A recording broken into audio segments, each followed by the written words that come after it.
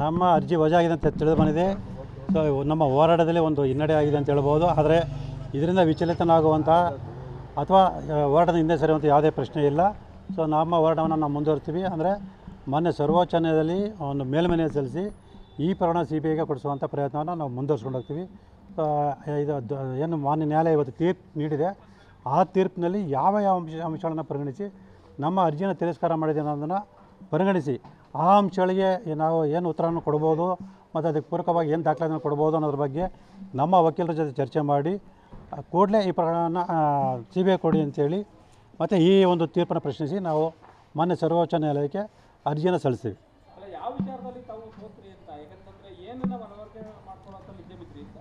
Sir, ನಾವು ಮನವರಿಕೆ ಮಾಡಿಕೊಡಿದ್ವಿ. ಏನು ಲೋಕಾಯುಕ್ತರು ಆರೋಪಗಳ ಜೊತೆ ಶಾಮೀಲಾಗಿ ತನಿಖೆಯನ್ನು ನಿಷ್ಪಕ್ಷಪಾತ ತನಿಖೆ ನಡೆಸಿಲ್ಲ ಅಂತೇಳಿ. ಆದರೆ ಮಾನ್ಯ ನ್ಯಾಯಾಲಯ ಯಾವ ಒಂದು ಅಂಶಗಳನ್ನು ಪರಿಗಣಿಸಿದೆ ಅನ್ನೋದು ಆ ತೀರ್ಪು ನೋಡಿದ ನಂತರ ನಮ್ಗೆ ಗೊತ್ತಾಗುತ್ತೆ. ಅದಾದ ನಂತರ ನಾವು ಈ ಪ್ರಕರಣ CBIಗೆ ಕೊಡಿಸುವಂಥ ಪ್ರಯತ್ನ ಖಂಡಿತವೂ ನಾವು ಮಾಡೇ ಮಾಡ್ತೀವಿ.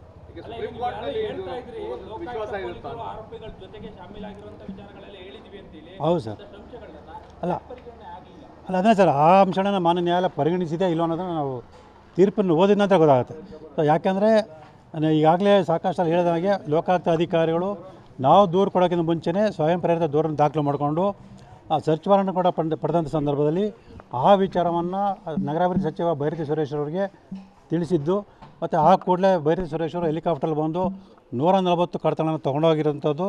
ಈ ಒಂದು ಹಿನ್ನೆಲೆಯಲ್ಲಿ ಲೋಕಾಯುಕ್ತರು ತನಿಖೆಯನ್ನು ಮುಂದುವರಿಸದೆ ಆ ಅರ್ಜಿಯನ್ನು ಮುಕ್ತಾಯ ಮಾಡಿರುವಂಥದ್ದು ಈ ಎಲ್ಲವನ್ನು ಕೂಡ ಮಾನ್ಯ ನ್ಯಾಯಾಲಯ ಗಮನಕ್ಕೆ ತಂದಿದ್ದೀವಿ.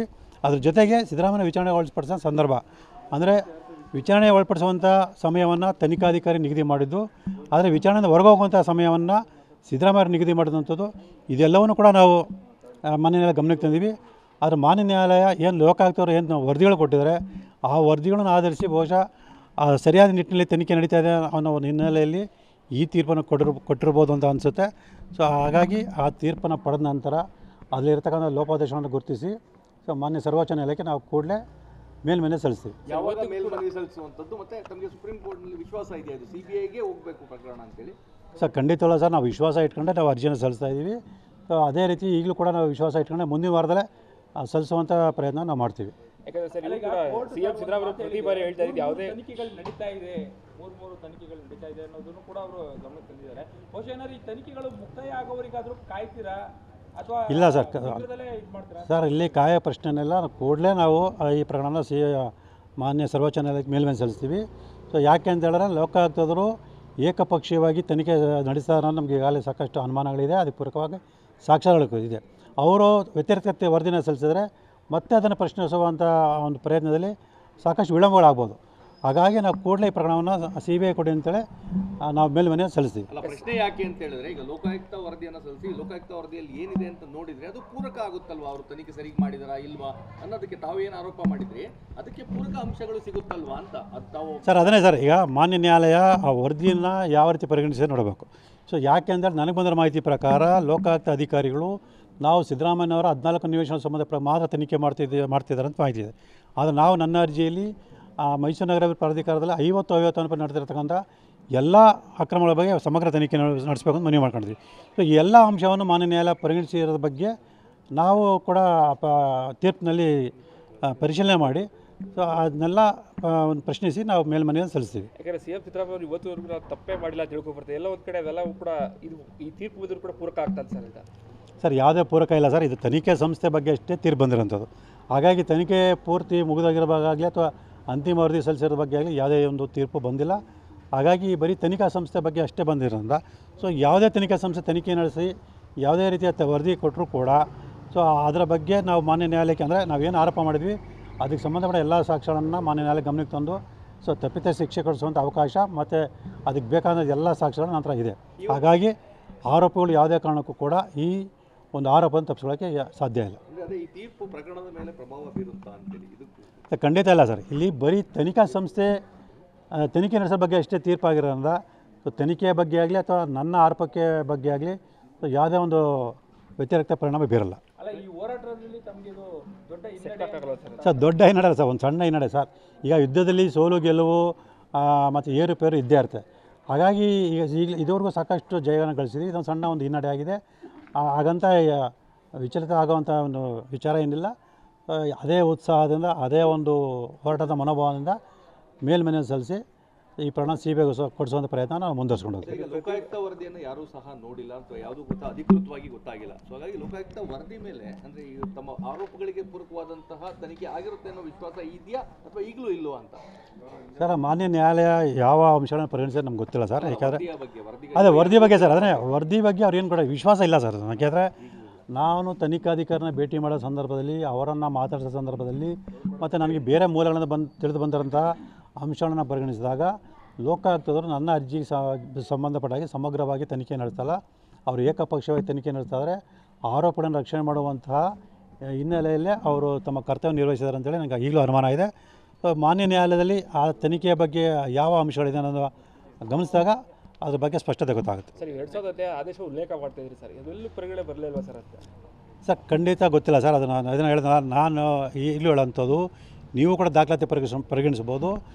ಏನು ಆರೋಪ ಮಾಡಿ ಅದಕ್ಕೆ ಪೂರಕವಾಗಿ ಬರೀ ಎರಡು ದಾಖಲೆಗಳನ್ನ ಪರಿಗಣಿಸ್ಬೋದು. ಒಂದು, ಶ್ರೀಮತಿ ಪಾರ್ವತಿಯವರಿಗೆ ಏನು ನಿವೇಶನ ಮಂಜೂರಾತಿ ಮಾಡಿ ಆದೇಶ ಮಾಡಿದರೆ, ಆ ಆದೇಶದಲ್ಲಿ 2015ರಲ್ಲಿ ಸರ್ಕಾರ ಒಂದು ಅಧಿಸೂಚನೆ ಹೊರಡಿಸಿದೆ. ಆ ಅಧಿಸೂಚನೆ ಪ್ರಕಾರ ನಿವೇಶನ ಹಂಚಿಕೆ ಮಾಡಿದ್ದೀವಿ ಅಂತ ತಿಳಿಸಿದ್ದಾರೆ. ಆದರೆ ನೀವು ಅಧಿಸೂಚನೆ ಗಮನಿಸಿದಾಗ ಆ ಅಧಿಸೂಚನೆ ಎಲ್ಲೂ ಕೂಡ 50 ಅನ್ನೋ ನಿವೇಶನ ಕೊಡಬೇಕು ಅಂತೇಳಿ ಉಲ್ಲೇಖ ಇಲ್ಲ.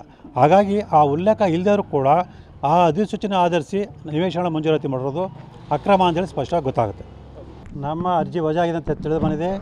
ಸೊ ನಮ್ಮ ಹೋರಾಟದಲ್ಲಿ ಒಂದು ಹಿನ್ನಡೆ ಆಗಿದೆ ಅಂತ ಹೇಳ್ಬೋದು. ಆದರೆ ಇದರಿಂದ ವಿಚಲಿತನಾಗುವಂಥ ಅಥವಾ ಹೋರಾಟದ ಹಿಂದೆ ಸರಿಯುವಂಥ ಯಾವುದೇ ಪ್ರಶ್ನೆ ಇಲ್ಲ. ಸೊ ನಮ್ಮ ಹೋರಾಟವನ್ನು ನಾವು ಮುಂದುವರಿಸ್ತೀವಿ. ಅಂದರೆ ಮೊನ್ನೆ ಸರ್ವೋಚ್ಚ ನ್ಯಾಯಾಲಯದಲ್ಲಿ ಒಂದು ಮೇಲ್ಮನೆ ಸಲ್ಲಿಸಿ ಈ ಪ್ರಕರಣ CBIಗೆ ಕೊಡಿಸುವಂಥ ಪ್ರಯತ್ನವನ್ನು ನಾವು ಮುಂದುವರಿಸ್ಕೊಂಡು ಹೋಗ್ತೀವಿ.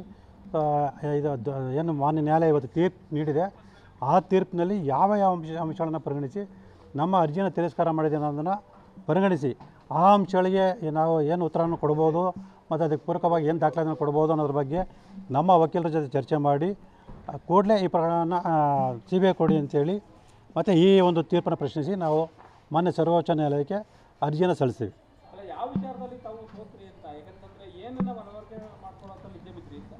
ಸರ್, ನಾವು ಮನವರಿಕೆ ಮಾಡಿಕೊಡಿದ್ವಿ. ಏನು ಲೋಕಾಯುಕ್ತದರು ಆರೋಪಗಳ ಜೊತೆ ಶಾಮೀಲಾಗಿ ತನಿಖೆಯನ್ನು ನಿಷ್ಪಕ್ಷಪಾತ ತನಿಖೆ ನಡೆಸಿಲ್ಲ ಅಂತೇಳಿ. ಆದರೆ ಮಾನ್ಯ ನ್ಯಾಯಾಲಯ ಯಾವ ಒಂದು ಅಂಶಗಳನ್ನು ಪರಿಗಣಿಸಿದೆ ಅನ್ನೋದು ಆ ತೀರ್ಪು ನೋಡಿದ ನಂತರ ನಮ್ಗೆ ಗೊತ್ತಾಗುತ್ತೆ. ಅದಾದ ನಂತರ ನಾವು ಈ ಪ್ರಕರಣ CBIಗೆ ಕೊಡಿಸುವಂಥ ಪ್ರಯತ್ನ ಖಂಡಿತವೂ ನಾವು ಮಾಡೇ ಮಾಡ್ತೀವಿ.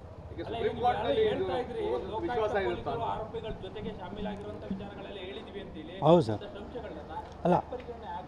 ಅದೇ ಸರ್, ಆ ಅಂಶನ ಮಾನ್ಯ ನ್ಯಾಯಾಲಯ ಪರಿಗಣಿಸಿದೆ ಇಲ್ಲೋ ಅನ್ನೋದನ್ನು ನಾವು ತೀರ್ಪನ್ನು ಓದಿದ ನಂತರ ಗೊತ್ತಾಗುತ್ತೆ. ಸೊ ಯಾಕೆಂದರೆ ಈಗಾಗಲೇ ಸಾಕಷ್ಟು ಹೇಳಿದ ಹಾಗೆ ಲೋಕಾಯುಕ್ತ ಅಧಿಕಾರಿಗಳು ನಾವು ದೂರು ಕೊಡೋಕ್ಕಿಂತ ಮುಂಚೆನೇ ಸ್ವಯಂ ಪ್ರೇರಿತ ದೂರನ್ನು ದಾಖಲು ಮಾಡಿಕೊಂಡು ಸರ್ಚ್ ವಾರೆಂಟ್ ಕೂಡ ಪಡೆದಂಥ ಸಂದರ್ಭದಲ್ಲಿ ಆ ವಿಚಾರವನ್ನು ನಗರಾಭಿವೃದ್ಧಿ ಸಚಿವ ಬೈರತಿ ಸುರೇಶ್ ಅವರಿಗೆ ತಿಳಿಸಿದ್ದು ಮತ್ತು ಆ ಕೂಡಲೇ ಬೈರತಿ ಸುರೇಶ್ ಅವರು ಹೆಲಿಕಾಪ್ಟರ್ ಬಂದು 140 ಕಡತಗಳನ್ನು ತೊಗೊಂಡೋಗಿರೋಂಥದ್ದು. ಈ ಒಂದು ಹಿನ್ನೆಲೆಯಲ್ಲಿ ಲೋಕಾಯುಕ್ತರು ತನಿಖೆಯನ್ನು ಮುಂದುವರಿಸದೆ ಆ ಅರ್ಜಿಯನ್ನು ಮುಕ್ತಾಯ ಮಾಡಿರುವಂಥದ್ದು ಈ ಎಲ್ಲವನ್ನು ಕೂಡ ಮಾನ್ಯ ನ್ಯಾಯಾಲಯ ಗಮನಕ್ಕೆ ತಂದಿದ್ದೀವಿ. ಅದ್ರ ಜೊತೆಗೆ ಸಿದ್ದರಾಮಯ್ಯ ವಿಚಾರಣೆ ಒಳಪಡಿಸೋ ಸಂದರ್ಭ ಅಂದರೆ ವಿಚಾರಣೆ ಒಳಪಡಿಸುವಂಥ ಸಮಯವನ್ನು ತನಿಖಾಧಿಕಾರಿ ನಿಗದಿ ಮಾಡಿದ್ದು, ಆದರೆ ವಿಚಾರಣೆಯಿಂದ ಹೊರಗೋಗುವಂಥ ಸಮಯವನ್ನು ಸಿದ್ದರಾಮಯ್ಯ ನಿಗದಿ ಮಾಡಿದಂಥದ್ದು. ಇದೆಲ್ಲವನ್ನು ಕೂಡ ನಾವು ಮಾನ್ಯ ನ್ಯಾಯಾಲಯ ಗಮನಕ್ಕೆ ತಂದೀವಿ.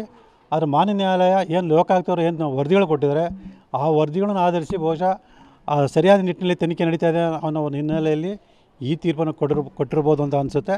ಸೊ ಹಾಗಾಗಿ ಆ ತೀರ್ಪನ್ನು ಪಡೆದ ನಂತರ ಅಲ್ಲಿರ್ತಕ್ಕಂಥ ಲೋಪದೋಷಗಳನ್ನು ಗುರುತಿಸಿ ಸೊ ಮಾನ್ಯ ಸರ್ವೋಚ್ಚ ನ್ಯಾಯಾಲಯಕ್ಕೆ ನಾವು ಕೂಡಲೇ ಮೇಲ್ಮನೆ ಸಲ್ಲಿಸ್ತೀವಿ. ಯಾವಾಗ ಮೇಲ್ಮನವಿ ಸಲ್ಲಿಸುವಂಥದ್ದು ಮತ್ತು ತಮಗೆ ಸುಪ್ರೀಂ ಕೋರ್ಟ್ನಲ್ಲಿ ವಿಶ್ವಾಸ ಇದೆಯಾ ಇದು CBIಗೆ ಹೋಗಬೇಕು ಪ್ರಕರಣ ಅಂತೇಳಿ?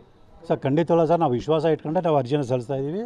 ಸೊ ಅದೇ ರೀತಿ ಈಗಲೂ ಕೂಡ ನಾವು ವಿಶ್ವಾಸ ಇಟ್ಕೊಂಡೆ ಮುಂದಿನ ವಾರದಲ್ಲೇ ಸಲ್ಲಿಸುವಂಥ ಪ್ರಯತ್ನ ನಾವು ಮಾಡ್ತೀವಿ. ಯಾಕಂದರೆ ಸರ್, ಈಗ CM ಸಿದ್ದರಾಮಯ್ಯ ಪ್ರತಿ ಬಾರಿ ಹೇಳ್ತಾ ಇದ್ದು ಯಾವುದೇ ತನಿಖೆಗಳು ನಡೀತಾ ಇದೆ, 3 ತನಿಖೆಗಳು ನಡೀತಾ ಇದೆ ಅನ್ನೋದನ್ನು ಕೂಡ ಅವರು ಗಮನಕ್ಕೆ ತಂದಿದ್ದಾರೆ. ಬಹುಶಃ ಏನಾದ್ರು ಈ ತನಿಖೆಗಳು ಮುಕ್ತಾಯ ಆಗೋವರೆಗಾದರೂ ಕಾಯ್ತೀರಾ ಅಥವಾ ಇಲ್ಲ ಸರ್. ಸರ್, ಇಲ್ಲಿ ಕಾಯ ಪ್ರಶ್ನೆನೆಲ್ಲ ಕೂಡಲೇ ನಾವು ಈ ಪ್ರಕರಣನ ಮಾನ್ಯ ಸರ್ವೋಚ್ಚ ನ್ಯಾಯಾಲಯಕ್ಕೆ ಮೇಲ್ಮನೆ ಸಲ್ಲಿಸ್ತೀವಿ. ಸೊ ಯಾಕೆ ಅಂತ ಹೇಳಿದ್ರೆ ಲೋಕಾಯುಕ್ತದರು ಏಕಪಕ್ಷೀಯವಾಗಿ ತನಿಖೆ ನಡೆಸ್ತಾರೆ ಅನ್ನೋ ನಮಗೆ ಈಗಾಗಲೇ ಸಾಕಷ್ಟು ಅನುಮಾನಗಳಿದೆ. ಅದಕ್ಕೆ ಪೂರಕವಾಗಿ ಸಾಕ್ಷ್ಯಗಳು ಇದೆ. ಅವರು ವ್ಯತಿರಿಕ್ತ ವರದಿನ ಸಲ್ಲಿಸಿದರೆ ಮತ್ತೆ ಅದನ್ನು ಪ್ರಶ್ನಿಸುವಂಥ ಒಂದು ಪ್ರಯತ್ನದಲ್ಲಿ ಸಾಕಷ್ಟು ವಿಳಂಬಗಳಾಗ್ಬೋದು. ಹಾಗಾಗಿ ನಾವು ಕೂಡಲೇ ಈ ಪ್ರಕರಣವನ್ನು CBI ಕೊಡಿ ಅಂತೇಳಿ ನಾವು ಮೇಲ್ಮನೆ ಸಲ್ಲಿಸ್ತೀವಿ. ಅಲ್ಲ, ಪ್ರಶ್ನೆ ಯಾಕೆ ಅಂತ ಹೇಳಿದ್ರೆ ಈಗ ಲೋಕಾಯುಕ್ತ ವರದಿಯನ್ನು ಸಲ್ಲಿಸಿ ಲೋಕಾಯುಕ್ತ ವರದಿಯಲ್ಲಿ ಏನಿದೆ ಅಂತ ನೋಡಿದ್ರೆ ಅದು ಪೂರಕ ಆಗುತ್ತಲ್ವಾ, ಅವರು ತನಿಖೆ ಸರಿಗೆ ಮಾಡಿದಾರಾ ಇಲ್ವಾ ಅನ್ನೋದಕ್ಕೆ ತಾವೇನು ಆರೋಪ ಮಾಡಿದ್ರಿ ಅದಕ್ಕೆ ಪೂರಕ ಅಂಶಗಳು ಸಿಗುತ್ತಲ್ವಾ ಅಂತ ಅದು ತಾವು ಸರ್. ಅದನ್ನೇ ಸರ್, ಈಗ ಮಾನ್ಯ ನ್ಯಾಯಾಲಯ ಆ ವರದಿಯನ್ನು ಯಾವ ರೀತಿ ಪರಿಗಣಿಸಿದೆ ನೋಡಬೇಕು. ಸೊ ಯಾಕೆಂದರೆ ನನಗೆ ಬಂದಿರೋ ಮಾಹಿತಿ ಪ್ರಕಾರ ಲೋಕಾಯುಕ್ತ ಅಧಿಕಾರಿಗಳು ನಾವು ಸಿದ್ದರಾಮಯ್ಯನವರ 14 ನಿವೇಶನ ಸಂಬಂಧ ಮಾತ್ರ ತನಿಖೆ ಮಾಡ್ತಿದ್ದಾರೆ ಅಂತ ಮಾಹಿತಿ ಇದೆ. ಆದರೆ ನಾವು ನನ್ನ ಅರ್ಜಿಯಲ್ಲಿ ಮೈಸೂರು ನಗರ ಪ್ರಾಧಿಕಾರದಲ್ಲಿ 50 ನಡೆದಿರ್ತಕ್ಕಂಥ ಎಲ್ಲ ಅಕ್ರಮಗಳ ಬಗ್ಗೆ ಸಮಗ್ರ ತನಿಖೆ ನಡೆಸಬೇಕು ಅಂತ ಮನವಿ ಮಾಡ್ಕೊಂಡಿದ್ವಿ.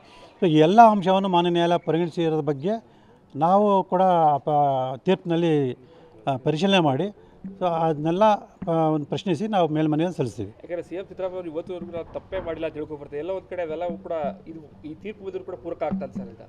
ಸರ್ ಯಾವುದೇ ಪೂರಕ ಇಲ್ಲ ಸರ್, ಇದು ತನಿಖೆ ಸಂಸ್ಥೆ ಬಗ್ಗೆ ಅಷ್ಟೇ ತೀರ್ಪು ಬಂದಿರೋಂಥದ್ದು. ಹಾಗಾಗಿ ತನಿಖೆ ಪೂರ್ತಿ ಮುಗಿದೋಗಿರೋವಾಗಲಿ ಅಥವಾ ಅಂತಿಮ ವರದಿ ಸಲ್ಲಿಸಿರೋ ಬಗ್ಗೆ ಆಗಲಿ ಯಾವುದೇ ಒಂದು ತೀರ್ಪು ಬಂದಿಲ್ಲ. ಹಾಗಾಗಿ ಬರೀ ತನಿಖಾ ಸಂಸ್ಥೆ ಬಗ್ಗೆ ಅಷ್ಟೇ ಬಂದಿರೋದ್ರಿಂದ ಸೊ ಯಾವುದೇ ತನಿಖಾ ಸಂಸ್ಥೆ ತನಿಖೆ ನಡೆಸಿ ಯಾವುದೇ ರೀತಿಯ ವರದಿ ಕೊಟ್ಟರೂ ಕೂಡ ಸೊ ಅದರ ಬಗ್ಗೆ ನಾವು ಮಾನ್ಯ ನ್ಯಾಯಾಲಯಕ್ಕೆ ಅಂದರೆ ನಾವೇನು ಆರೋಪ ಮಾಡಿದ್ವಿ ಅದಕ್ಕೆ ಸಂಬಂಧಪಟ್ಟ ಎಲ್ಲ ಸಾಕ್ಷ್ಯಗಳನ್ನು ಮಾನ್ಯ ನ್ಯಾಯಾಲಯ ಗಮನಕ್ಕೆ ತಂದು ಸೊ ತಪ್ಪಿತ ಶಿಕ್ಷೆ ಕೊಡಿಸುವಂಥ ಅವಕಾಶ ಮತ್ತು ಅದಕ್ಕೆ ಬೇಕಾದ ಎಲ್ಲ ಸಾಕ್ಷ್ಯಗಳು ನಂತರ ಇದೆ. ಹಾಗಾಗಿ ಆರೋಪಗಳು ಯಾವುದೇ ಕಾರಣಕ್ಕೂ ಕೂಡ ಈ ಒಂದು ಆರೋಪವನ್ನು ತಪ್ಪಿಸ್ಕೊಳ್ಳೋಕ್ಕೆ ಸಾಧ್ಯ ಇಲ್ಲ. ಅದೇ ಈ ತೀರ್ಪು ಪ್ರಕರಣದ ಮೇಲೆ ಪ್ರಭಾವ ಬೀರುತ್ತಾ ಅಂತೇಳಿ ಇದಕ್ಕೂ ಖಂಡಿತ ಇಲ್ಲ ಸರ್. ಇಲ್ಲಿ ಬರೀ ತನಿಖಾ ಸಂಸ್ಥೆ ತನಿಖೆ ನಡೆಸೋ ಬಗ್ಗೆ ಅಷ್ಟೇ ತೀರ್ಪಾಗಿರೋದ್ರಿಂದ ಸೊ ತನಿಖೆಯ ಬಗ್ಗೆ ಆಗಲಿ ಅಥವಾ ನನ್ನ ಆರೋಪಕ್ಕೆ ಬಗ್ಗೆ ಆಗಲಿ ಸೊ ಯಾವುದೇ ಒಂದು ವ್ಯತಿರಿಕ್ತ ಪರಿಣಾಮ ಬೀರಲ್ಲ. ಅಲ್ಲ ಈ ಹೋರಾಟದಲ್ಲಿ ತಮಗೆ ಇದು ದೊಡ್ಡ ಹಿನ್ನಡೆ ಸರ್ ದೊಡ್ಡ ಹಿನ್ನಡೆ ಸರ್, ಒಂದು ಸಣ್ಣ ಹಿನ್ನಡೆ ಸರ್. ಈಗ ಯುದ್ಧದಲ್ಲಿ ಸೋಲು ಗೆಲುವು ಮತ್ತು ಏರುಪೇರು ಇದ್ದೇ ಇರುತ್ತೆ. ಹಾಗಾಗಿ ಈಗ ಇದುವರೆಗೂ ಸಾಕಷ್ಟು ಜಯವನ್ನು ಗಳಿಸಿದ್ವಿ. ಇದೊಂದು ಸಣ್ಣ ಒಂದು ಹಿನ್ನಡೆ ಆಗಿದೆ. ಹಾಗಂತ ವಿಚಲಿತ ಆಗುವಂಥ ಒಂದು ವಿಚಾರ ಏನಿಲ್ಲ. ಅದೇ ಉತ್ಸಾಹದಿಂದ ಅದೇ ಒಂದು ಹೋರಾಟದ ಮನೋಭಾವದಿಂದ ಮೇಲ್ಮನೆಯನ್ನು ಸಲ್ಲಿಸಿ ಈ ಪ್ರಕರಣ ಸಿಬಿಐಗೆ ಕೊಡಿಸುವಂಥ ಪ್ರಯತ್ನ ನಾವು ಮುಂದುವರಿಸ್ಕೊಂಡು ಹೋಗ್ತೀವಿ. ಈಗ ಲೋಕಾಯುಕ್ತ ವರದಿಯನ್ನು ಯಾರೂ ಸಹ ನೋಡಿಲ್ಲ ಅಥವಾ ಯಾವುದೂ ಅಧಿಕೃತವಾಗಿ ಗೊತ್ತಾಗಿಲ್ಲ. ಸೊ ಹಾಗಾಗಿ ಲೋಕಾಯುಕ್ತ ವರದಿ ಮೇಲೆ ಅಂದರೆ ಈ ತಮ್ಮ ಆರೋಪಗಳಿಗೆ ಪೂರಕವಾದಂತಹ ತನಿಖೆ ಆಗಿರುತ್ತೆ ಅನ್ನೋ ವಿಶ್ವಾಸ ಇದೆಯಾ ಅಥವಾ ಈಗಲೂ ಇಲ್ಲೋ ಅಂತ? ಸರ್ ಮಾನ್ಯ ನ್ಯಾಯಾಲಯ ಯಾವ ಅಂಶಗಳನ್ನು ಪರಿಗಣಿಸಿದ್ರೆ ನಮ್ಗೆ ಗೊತ್ತಿಲ್ಲ ಸರ್. ಯಾಕಂದರೆ ವರದಿ ಅದೇ ವರದಿ ಬಗ್ಗೆ ಸರ್, ಅದನ್ನೇ ವರದಿ ಬಗ್ಗೆ ಅವ್ರು ಏನು ಕೂಡ ವಿಶ್ವಾಸ ಇಲ್ಲ ಸರ್. ಯಾಕೆಂದರೆ ನಾನು ತನಿಖಾಧಿಕಾರಿನ ಭೇಟಿ ಮಾಡೋ ಸಂದರ್ಭದಲ್ಲಿ ಅವರನ್ನು ಮಾತಾಡಿಸೋ ಸಂದರ್ಭದಲ್ಲಿ ಮತ್ತು ನನಗೆ ಬೇರೆ ಮೂಲಗಳಿಂದ ತಿಳಿದು ಬಂದಿರೋಂಥ ಅಂಶಗಳನ್ನು ಪರಿಗಣಿಸಿದಾಗ ಲೋಕಾಯುಕ್ತದವರು ನನ್ನ ಅರ್ಜಿಗೆ ಸಂಬಂಧಪಟ್ಟಾಗಿ ಸಮಗ್ರವಾಗಿ ತನಿಖೆ ನಡೆಸಲ್ಲ. ಅವರು ಏಕಪಕ್ಷವಾಗಿ ತನಿಖೆ ನಡೆಸ್ತಾಯಿದ್ರೆ ಆರೋಪಗಳನ್ನು ರಕ್ಷಣೆ ಮಾಡುವಂತಹ ಹಿನ್ನೆಲೆಯಲ್ಲೇ ಅವರು ತಮ್ಮ ಕರ್ತವ್ಯ ನಿರ್ವಹಿಸಿದ್ದಾರೆ ಅಂತೇಳಿ ನನಗೆ ಈಗಲೂ ಅನುಮಾನ ಇದೆ. ಮಾನ್ಯ ನ್ಯಾಯಾಲಯದಲ್ಲಿ ಆ ತನಿಖೆಯ ಬಗ್ಗೆ ಯಾವ ಅಂಶಗಳಿದೆ ಅನ್ನೋದು ಗಮನಿಸಿದಾಗ ಅದ್ರ ಬಗ್ಗೆ ಸ್ಪಷ್ಟತೆ ಗೊತ್ತಾಗುತ್ತೆ. ಸರ್ 2010 ಆದೇಶ ಉಲ್ಲೇಖ ಮಾಡ್ತಾಯಿದ್ರಿ ಸರ್, ಇದೆಲ್ಲೂ ಪರಿಗಣನೆ ಬರಲಿಲ್ವಾ ಸರ್ ಅಂತ? ಸರ್ ಖಂಡಿತ ಗೊತ್ತಿಲ್ಲ ಸರ್. ಅದನ್ನು ಹೇಳಿದ ನಾನು ಈಗಲೂ ಹೇಳೋಂಥದ್ದು ನೀವು ಕೂಡ ದಾಖಲಾತಿ ಪರಿಗಣಿಸ್ಬೋದು. ಏನು ಆರೋಪ ಮಾಡಿ ಅದಕ್ಕೆ ಪೂರಕವಾಗಿ ಬರೀ ಎರಡು ದಾಖಲೆಗಳನ್ನ ಪರಿಗಣಿಸ್ಬೋದು. ಒಂದು, ಶ್ರೀಮತಿ ಪಾರ್ವತಿಯವರಿಗೆ ಏನು ನಿವೇಶನ ಮಂಜೂರಾತಿ ಮಾಡಿ ಆದೇಶ ಮಾಡಿದರೆ ಆ ಆದೇಶದಲ್ಲಿ 2015ರಲ್ಲಿ ಸರ್ಕಾರ ಒಂದು ಅಧಿಸೂಚನೆ ಹೊರಡಿಸಿದೆ. ಆ ಅಧಿಸೂಚನೆ ಪ್ರಕಾರ ನಿವೇಶನ ಹಂಚಿಕೆ ಮಾಡಿದ್ದೀವಿ ಅಂತ ತಿಳಿಸಿದ್ದಾರೆ. ಆದರೆ ನೀವು ಅಧಿಸೂಚನೆ ಗಮನಿಸಿದಾಗ ಆ ಅಧಿಸೂಚನೆ ಎಲ್ಲೂ ಕೂಡ 50 ಅನ್ನೋ ನಿವೇಶನ ಕೊಡಬೇಕು ಅಂತೇಳಿ ಉಲ್ಲೇಖ ಇಲ್ಲ. ಹಾಗಾಗಿ ಆ ಉಲ್ಲೇಖ ಇಲ್ಲದರೂ ಕೂಡ ಆ ಅಧಿಸೂಚನೆ ಆಧರಿಸಿ ನಿವೇಶನ ಮಂಜೂರಾತಿ ಮಾಡಿರೋದು ಅಕ್ರಮ ಅಂತೇಳಿ ಸ್ಪಷ್ಟವಾಗಿ ಗೊತ್ತಾಗುತ್ತೆ.